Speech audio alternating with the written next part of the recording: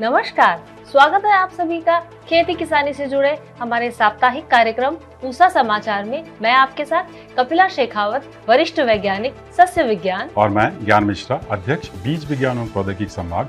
आइए शुरू करते हैं आज का एक खास अंक, जिसमें हम धान में पोषक तत्व प्रबंधन की तकनीकी जानकारी देंगे। साथ ही भारतीय कृषि अनुसंधान परिषद के स्थापना दिवस पर लगी कृषि प्रदर्शनी की एक झलक भी आपको दिखाएंगे। समसामयिक विषयों पर जानकारी के बाद कार्यक्रम के दूसरे हिस्से में हम पूसा व्हाट्सएप सलाह सेगमेंट लेकर आते हैं। खेती किसानी से जुड़ी अगर आपकी भी कोई समस्या है तो आप हमें हमारे व्हाट्सएप नंबर 9560297502 पर भेज सकते हैं।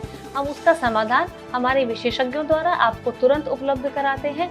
वृहद महत्व के कुछ चुनिंदा प्रश्नों को कार्यक्रम में शामिल भी करते हैं। कार्यक्रम के तीसरे और अंतिम सेगमेंट में हमेशा की तरह मौसम खबर। आगे बढ़ने से पहले आप सभी से अनुरोध है कि हमारे संस्थान के YouTube चैनल को आप जरूर सब्सक्राइब करें और बेल आइकन दबाना ना भूलें, ताकि हमारे चैनल पर अपलोड किए गए सभी वीडियोस के नोटिफिकेशन आप तक समय से पहुंच सके।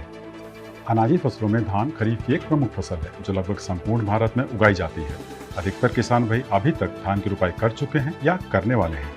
धान में स्वस्थ व निरोगी फसल लेने एवं अधिक उपज लेने हेतु कई किसान भाइयों ने पोषक तत्व प्रबंधन सहित अन्य समसामयिक सस्य क्रियाओं के बारे में जानकारी मांगी है, और इसके बारे में विस्तार से बता रहे हैं हमारे संस्थान के विशेषज्ञ डॉक्टर वायश वे। जिन किसान भाई और बहनों ने समय से धान की रोपाई की है, उनकी फसल जो है लगभग 20 से 25 दिन की हो गई होगी। तो इस समय जो है मुख्य शस्य क्रिया जो है, इस बात का ध्यान रखना पोषक तत्व प्रबंधन। यदि हम गोबर की गली सड़ी खाद डाल रहे हैं तो 10 से 12 टन रोपाई के समय डाल देनी चाहिए। लेकिन नाइट्रोजन की जो है हमारी मात्रा लगभग 130 से 140 किलोग्राम, जो अधिक उत्पादन देने वाली फसलें हैं, लंबी अवधि की किस्में हैं, उनके लिए जरूरत पड़ती है।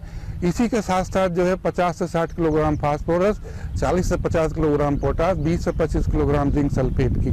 जब हम लास्ट पर्लिंग करते हैं उस समय जो है हम पर्लिंग करने से पहले जो है पूरी फास्फोरस की मात्रा सिंगल सुपर फॉस्फेट के रूप में, क्योंकि सिंगल सुपर फॉस्फेट से हमको फास्फोरस के साथ साथ सल्फर भी मिलती है, तो हमारे दोनों पोषक तत्वों की आपूर्ति सिंगल सुपर फॉस्फेट से हो जाती है। पोटास की जो है म्यूरेट ऑफ पोटास से देना चाहिए, और जिंक को जो हमको जिंक सल्फेट हेप्टाहाइड्रेट जो 21% का जिंक आता है, क्योंकि उसमें सल्फर भी होती है, जिंक भी होती है, तो हमको लास्ट पर्लिंग के समय डाल देना चाहिए। लेकिन नाइट्रोजन को जो हमको उस समय नहीं देना चाहिए, बल्कि रोपाई के जो है हमको लगभग 6 से 8 दिन बाद देना चाहिए, ताकि हमारे जो है पौधे जड़ें मजबूत हो जाएं और जड़ें जो हैं हमारी नाइट्रोजन को लेने की क्षमता रखें। तो इस तरीके से हम नाइट्रोजन को 3 भागों में बांट कर देंगे, अर्थात पहली डोज जो है 6 से 8 दिन बाद, दूसरी डोज जो है 25 से 30 दिन रोपाई के बाद देनी है, और जो हमारी 1/3 भाग बची हुई है उसको जो है हम 50 से 60 दिन बाद देनी चाहिए। बासमती धान के लिए मैं बताना चाहूँगा, थोड़ी नाइट्रोजन की कम जरूरत पड़ती है, क्योंकि उनकी ग्रोथ ज़्यादा होती है। विशेषकर जैसे हम पूसा बासमती 11 किस लेते हैं, पूसा बासमती नंबर 1 लेते हैं, पूसा बासमती 1612 लेते हैं, या पूसा बासमती 1401, पूसा बासमती 1460, इन किस्मों को लेते हैं, तो इनमें नाइट्रोजन की लगभग 100 से 110 किलोग्राम नाइट्रोजन की मात्रा की जरूरत पड़ती है। उसको भी लेकिन 3 भागों में बांट कर देने की जरूरत होती है। तो पानी जो है आपको इस बात का ध्यान रखना है, दरार पड़ने से पहले पानी देना है, लेकिन बहुत ज़्यादा मात्रा में पानी खड़ा नहीं रखना है, बल्कि 2 से 3 सेंटीमीटर पानी खड़ा रहेगा, तो उसके अंदर जो खरपतवार भी कम आएंगे और अच्छे कल्ले बनेंगे। इनकी फसल 20 से 25 दिन की होगी है, तो कुछ पौधे किसी कारणवश मर गए होंगे या किसी कारणवश कोई बीमारी आ गई होगी, जैसे विशेषकर हमारी जो है इसके अंदर जो बकाने दी जाती है, तो उन पौधों को निकाल दें जिनमें बकाने देखी गई है, और या उसके साथ साथ पौधे कुछ मर गए हैं उसके स्थान पर जो है उसी किस्म के दूसरे पौधों को लगाएं, उसको हम गैप फिलिंग कहते हैं। किसान भाई और बहनों, यदि आप देर से रोपाई कर रहे हैं किसी कारणवश जो है, तो इस बात का ध्यान रखना है आपको, जो हमारी कम अवधि वाली किस्में हैं उन्हीं को रोपाई करना चाहिए। पूसा 1692, पूसा 1509, इनको लगाना चाहिए। जो किस्में हमारी हैं बहुत अच्छी हैं और अच्छी पैदावार देती हैं। इनका जो रोपाई का अनुमोदन है वो 20 से 25 जुलाई तक भी कर सकते हैं। तो इसके लिए हमको ये ध्यान रखने की जरूरत होती है कि खेत को जो है हम लेवलर द्वारा जो है इकसार कर लें। समतल करने के बाद में फिर पानी भर के 5 से 7 सेंटीमीटर तो हम पडलर द्वारा जो है उसकी जुताई करें, और जुताई करते समय जो है इस बात का ध्यान रखें कि हम 3 से 4 बार जो है उसकी जुताई करें। और जब हमारा जुताई करने के बाद में लेज फिर पटेले से जो एकसार कर लें और उसके बाद में जो रोपाई करें। रोपाई करते समय जो है लाइन से लाइन की दूरी 20 सेंटीमीटर, पौधे से पौधे की दूरी 10 सेंटीमीटर रखनी है, और जो है एक स्थान पर 2 से 3 पौधे लगाएं। और यदि आपकी पौध जो है कोई ज़्यादा अवधि की हो गई है, अर्थात 25 से 30 दिन की या 35 दिन की हो गई है, तो ऊपर से काट के तभी जो है उसकी पत्तियों को तभी रोपाई करें। तो इस तरीके से जो करेंगे रोपाई तो कल्ले अच्छे बनेंगे और आपकी पैदावार अच्छी होगी।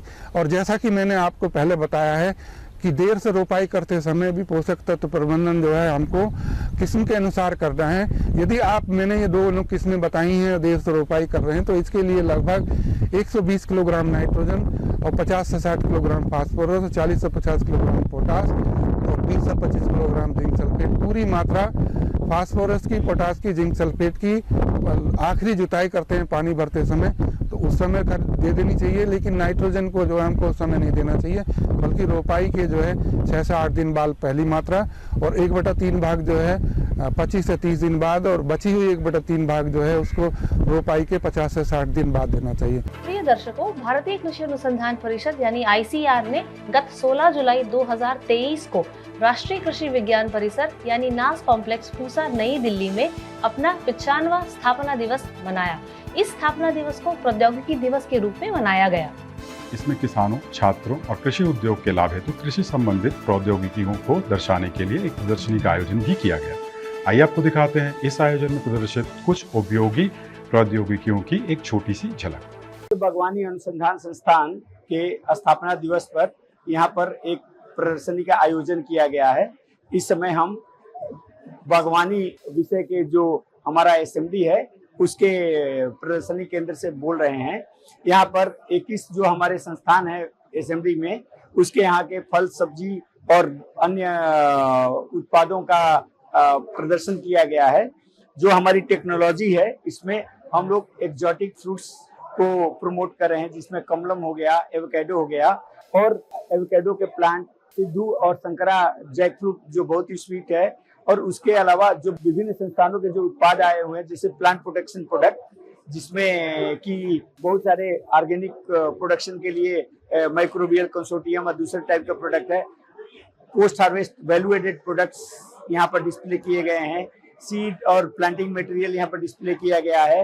और जिस यहाँ प्रदर्शनी में जो सब्जी अनुसंधान संस्थान के सैंपल्स हैं, मेडिसिनल एरोमेटिक प्लांट संस्थान के सैंपल्स हैं, और उसके अलावा ये मसालों के अनुसंधान संस्थान के सैंपल्स हैं, और बहुत सारे हम एक्जोटिक फ्रूट और वेजिटेबल का भी यहाँ पर प्रदर्शनी किए गए हैं। और इसमें काफी लोग आकर के विजिट कर रहे हैं। इसी स्थान पर जो हमारा नेशनल रिसर्च सेंटर मशरूम है, उसके भी अलग अलग वेराइटी के मशरूम का जो है यहाँ पर प्रदर्शन किया गया है। इस तरीके से जो है इसमें हम लोगों ने बहुत ही कुछ विदेशी जो आम के वेराइटीज हैं उनको भी प्रदर्शित किया है। और CITS जो जम्मू कश्मीर है, वहाँ से एप्पल और प्लम की वेराइटीज और ड्राई फ्रूट्स के जो प्रोडक्ट हैं, उत्पाद हैं, उनको भी यहाँ पर प्रदर्शित किया गया। मैं केंद्रीय पक्षी अनुसंधान संस्थान इज्जतनगर वैली का निदेशक हूँ। हमारा संस्थान विगत 45 वर्षों से बैकयार्ड पोल्ट्री के उत्थान के लिए लगातार काम कर रहा है, या छोटे मध्यम किसानों के लिए काम कर रहा है। हमारे पास बहुत सारी वैरायटीज हैं, जिसमें बटेर, टर्की, गिनी फाउल, देसी चिकन अवेलेबल हैं। हम लोगों ने पिछले सालों में बहुत सारे प्रोडक्ट बनाए हैं, वैल्यू एडेड प्रोडक्ट बनाए हैं, जिससे कि किसानों की आय को दोगुना करने में हमें लाभ मिले। उसमें आप देखेंगे हमने कैरी हर्बी स्ट्रेसमिन बनाया है। या स्ट्रेसमिन जो है मुर्गियों में जो समर स्ट्रेस है, जो हीट स्ट्रेस है, उसको कम करता है, उसके साथ लागत को, प्रोडक्शन को बढ़ाता है। साथ ही साथ हमने हर्बी ग्रो बनाया हुआ है, जो कि प्रोडक्शन को करीब 4-5% तक इंक्रीज कर देता है। ये मुर्गियों को फीड में एक तरह से फीड सप्लीमेंट है। इसके साथ साथ हमारे पास एक कैरी पोल्ट्री सीमेंट डाइल्यूएंट है। ये सीमेंट डाइल्यूएंट जो है मुर्गियों में आर्टिफिशियल इंसीमिनेशन के में काम आता है। इसके साथ अगर इसको हम उपयोग करते हैं तो बहुत कम मुर्गा रख के ही हम ब्रीडिंग प्रोग्राम को सक्सेसफुल करके बहुत कम लागत में ज़्यादा से ज़्यादा उन्नत किस्म के ब्रीड को डेवलप कर सकते हैं। साथ ही साथ हमने बहुत सारे वैल्यू एडेड प्रोडक्ट बनाए हैं। हमारे 2 प्रीमियम प्रोडक्ट हैं।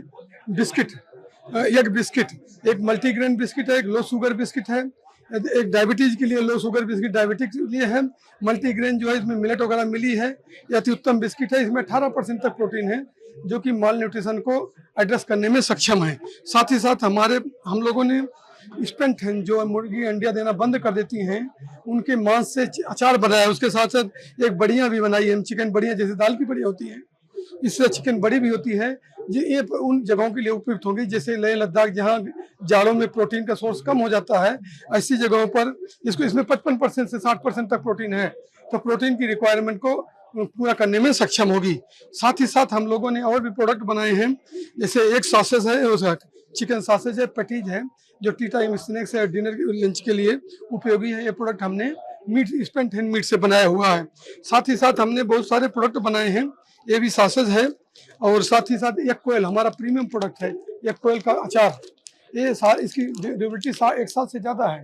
इसको बहुत ज़्यादा प्रीमियम प्रोडक्ट है, बहुत ज़्यादा इसकी सेल है। अचार काफ़ी उपयोग में आता है, बहुत सारा न्यूट्रिशियस है। साथ ही साथ हमने ये टर्की की फिलेट बनाई हुई है, जो कि इसको चाय के साथ खाया जा सकता है। इसके अलावा हम लोगों ने कई प्रोडक्ट बनाए हैं, एक कुल्फी है, एक रसमलाई है, ये बहुत ज़्यादा प्रोटीन रिच है। इसके साथ साथ माल न्यूट्रिशन को एड्रेस करने में सक्षम है। इस तरह हमारा संस्थान लगातार जो है वैल्यू एडेड प्रोडक्ट बना रहा है तथा छोटे और मध्यम किसानों के लिए काम कर रहा है, जिससे कि बैकयार्ड को बढ़ा दे। आपको बताना चाहता हूं, बैकयार्ड की ग्रोथ जो है इस समय काफ़ी अराउंड 45% बैकयार्ड पोल्ट्री ग्रोथ है। तो हमारा संस्थान उसमें लगातार बहुत ज़्यादा योगदान दे रहा है। ये हमारे साथी गौतम कुलूरी हैं, ये इनकी पूरी टीम प्रोडक्ट को बनाने में लगातार काम कर रही है। धन्यवाद।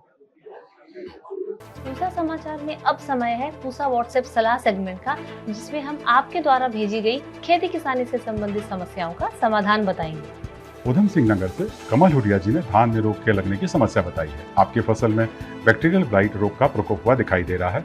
इसके समाधान हेतु कॉपर ऑक्सीक्लोराइड की 500 ग्राम मात्रा को 200 लीटर पानी में घोल बनाकर 1 एकड़ की दर से छिड़काव करें तथा इसके 7 दिनों के बाद स्टेप्टोसाइक्लिन की 40 ग्राम मात्रा को 200 लीटर पानी में घोल बनाकर 1 एकड़ की दर से छिड़काव करें तथा 10 से 15 दिनों बाद एक छिड़काव पुनः करें। बुलंदशहर उत्तर प्रदेश से वीर सिंह जी ने करेले के फल के गलने की समस्या बताई है। आपकी फसल में फल मक्खी का प्रकोप हुआ दिखाई दे रहा है। इसके समाधान हेतु सर्वप्रथम ग्रसित पौधों को खेत से हटाकर नष्ट कर दें तथा रासायनिक नियंत्रण हेतु साइपरमेथ्रिन की 200 मिलीलीटर मात्रा को 200 लीटर पानी में घोल बनाकर 1 एकड़ की दर से छिड़काव करें। सहारनपुर से संजय कुमार जी ने आम के फलों में काले धब्बे बनने की समस्या बताई है। आपकी फसल में मैंगो कैंकर नामक रोग का प्रकोप हुआ है और इसके नियंत्रण हेतु 10 दिन के अंतराल पर 3 बार स्ट्रेप्टोसाइक्लिन की करीब 50 ग्राम मात्रा को 200 लीटर पानी में घोल बनाकर 1 एकड़ की दर से छिड़काव करें। उत्तर प्रदेश से कमलवीर सिंह जी ने तोरी में पत्तियों के पीले होकर मुड़ने की समस्या बताई है। आपकी फसल में विषाणु का प्रकोप हुआ है जो कीटों से फैलता है और कीटों के रासायनिक नियंत्रण हेतु करीब 60 मिलीलीटर इमिडाक्लोप्रिड को 200 लीटर पानी में घोल बनाकर 1 एकड़ की दर से छिड़काव करें। आइए जानते हैं आने वाले सप्ताह देश भर में कैसा रहने वाला है मौसम का हाल मौसम खबर में। भारत मौसम विज्ञान विभाग द्वारा दिए गए मौसम पूर्वानुमान के अनुसार 22 जुलाई को जम्मू कश्मीर, लद्दाख, पंजाब, हरियाणा, चंडीगढ़, दिल्ली, पश्चिमी राजस्थान, मराठवाड़ा में, 22 और 23 जुलाई को नागालैंड, मणिपुर, मिजोरम, त्रिपुरा, गुजरात राज्य में, 24 और 25 जुलाई को उत्तर प्रदेश, रायलसीमा में, 22 से 24 जुलाई के दौरान अंडमान निकोबार द्वीप समूह, उप हिमालयी पश्चिम बंगाल, सिक्किम में, 22 से 25 जुलाई के दौरान उत्तराखंड, असम, मेघालय, मध्य प्रदेश, कोंकण, गोवा, मध्य महाराष्ट्र, विदर्भ, छत्तीसगढ़, तेलंगाना, उड़ीसा, कर्नाटक, केरल माहे में, 23 से 25 जुलाई के दौरान हिमाचल प्रदेश, पूर्वी राजस्थान, तटीय आंध्र प्रदेश, यनम, अरुणाचल प्रदेश में कुछ स्थानों पर भारी वर्षा पड़ने की संभावना है। 26 से 28 जुलाई के दौरान जम्मू कश्मीर, लद्दाख, पश्चिम राजस्थान, आंध्र प्रदेश, रायलसीमा, दक्षिण आंतरिक कर्नाटक, तमिलनाडु, पौंडीचेरी और कराईकल को छोड़कर देश के अधिकांश हिस्सों में हल्की से मध्यम वर्षा होने की संभावना है। प्रिय किसान भाइयों, बहनों, दर्शकों, आशा करते हैं कि पूसा समाचार का यह अंक भी पिछले अंकों की तरह आपकी खेती किसानी से जुड़ी समस्याओं के समाधान में जरूरी सहायक सिद्ध होगा। आप सभी दर्शकों से निवेदन है कि ज्यादा से ज्यादा संख्या में हमारे संस्थान के चैनल को सब्सक्राइब करें और पूसा समाचार के हर अंक का लाभ उठाएं। हमारी फेसबुक पेज और ट्विटर हैंडल को भी जरूर फॉलो करें। कृषि से जुड़ी समस्याएं या अधिक जानकारी हेतु आप हमें दिखाए जा रहे नंबर पर व्हाट्सएप करें। साथ ही अपना नाम और पता अवश्य लिखें। आपके सुझाव और प्रतिक्रियाएं हमें हमारे इस कार्यक्रम को बेहतर बनाने में बहुत ही सहायक सिद्ध होते हैं। हमारे कार्यक्रम में रुचि लेने और लगातार हमसे जुड़े रहने के लिए बहुत धन्यवाद। अब हमारी आपसे मुलाकात होगी अगले शनिवार, जहां खेती किसानी से जुड़े कुछ अन्य महत्वपूर्ण विषयों पर विशेष जानकारी लेकर हम हाजिर होंगे। तब तक इस कामना के साथ कि आप उन्नत रहेंगे, खुशहाल रहेंगे, हमें दीजिए इजाजत। नमस्कार।